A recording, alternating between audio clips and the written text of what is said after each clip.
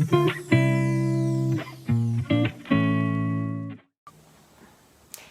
I'm the Domestic Feminist. I'm a working married mother of 3, and I like to talk about the everyday challenges women face on the home front from a feminist perspective.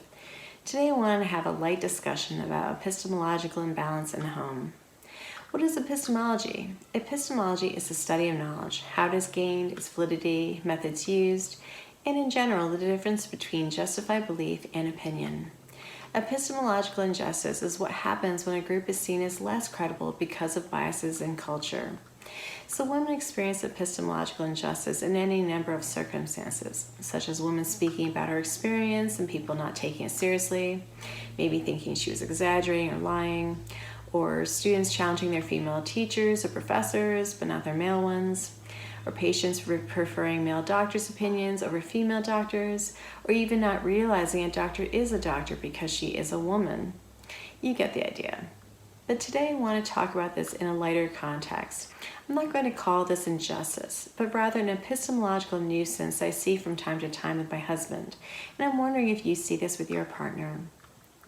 One of my favorite episodes of The Office is when Pam has just given birth and is trying to nurse her baby in the hospital, and her husband Jim is giving her pointers. He does this little movement with his arms and chest to show her how to push the milk out of her breasts. It is so funny. Even women who have never breastfed get that that would not work. Have you ever had that happen where a well-meaning man explains something to you that they did not know more about but sincerely believe they did?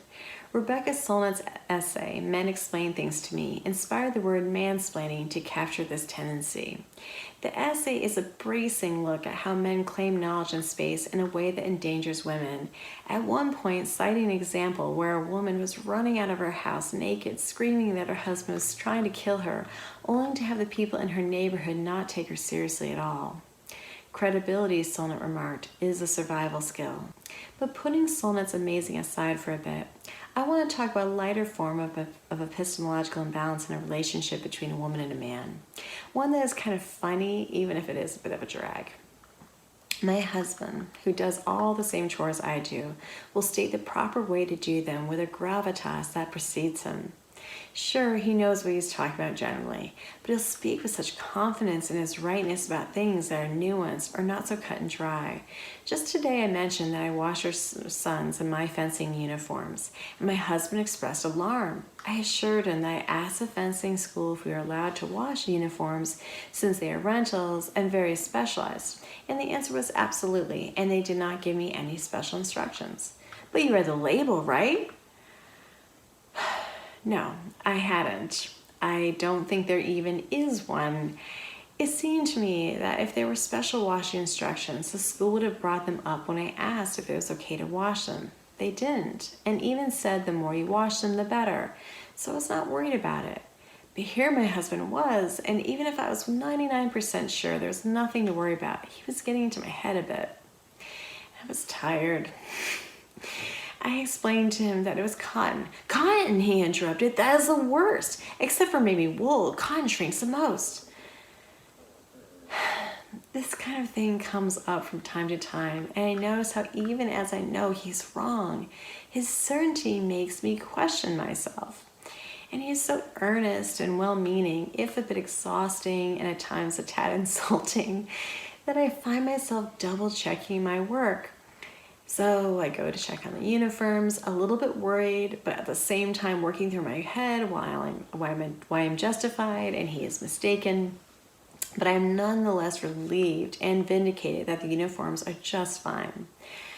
I say to him, these are used. These have been washed a ton of times before, so any shrinking has already happened. Not to mention, has my husband heard of pre-shrunk cotton? I'll have to ask him. The thing I notice time and again with us is how he is so sure of himself, and I, with all my domestic knowledge that was passed down from the women in my family to me, becomes moot. Sure, I want to pass on this domestic knowledge to our sons and normalize that chores are things we all do, not just women, and it is great that my husband models this with all the chores he does. But for goodness sakes, the women in his family were not directly imparting their knowledge to him. He got all of his from living on his own, which is great. All the power to him. I don't want to take any of that away from him. I just find it remarkable how sure he is of himself and how that misplaced certainty shakes my foundation a bit. And though it is kind of nice that he does not just assume I know how to do all domestic chores simply because I'm a woman, on the other hand, give me some credit. I have a bit of an edge on this. This is most likely a growing pain of chore equality in the home, that the performing of chores may be equal, but other subtle inequities nonetheless surface from time to time. In this case, it was my husband's epistemic confidence unwittingly challenging my epistemic self-questioning. We joke about this from time to time. We got a leaf blower, and I was saying I wanted to try it out, and he jokingly took on the demeanor of an overconfident man and said, "It is like a really powerful hairdryer."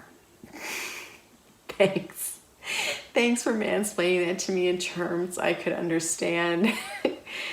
And that is what I would recommend for this epistemic nuisance, to joke about it.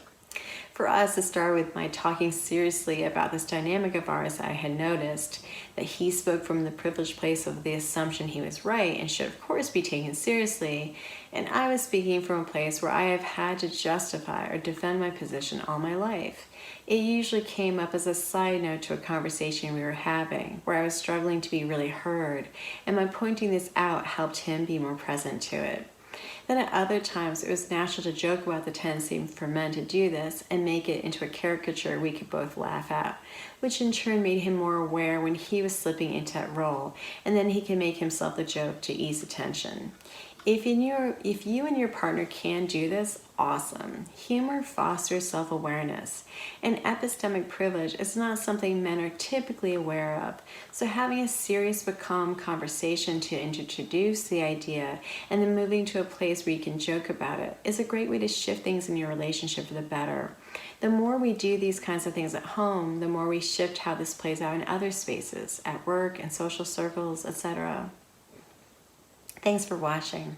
If you have an anecdote of an epistemic nuisance, put it in the comments below. I'd love to hear them.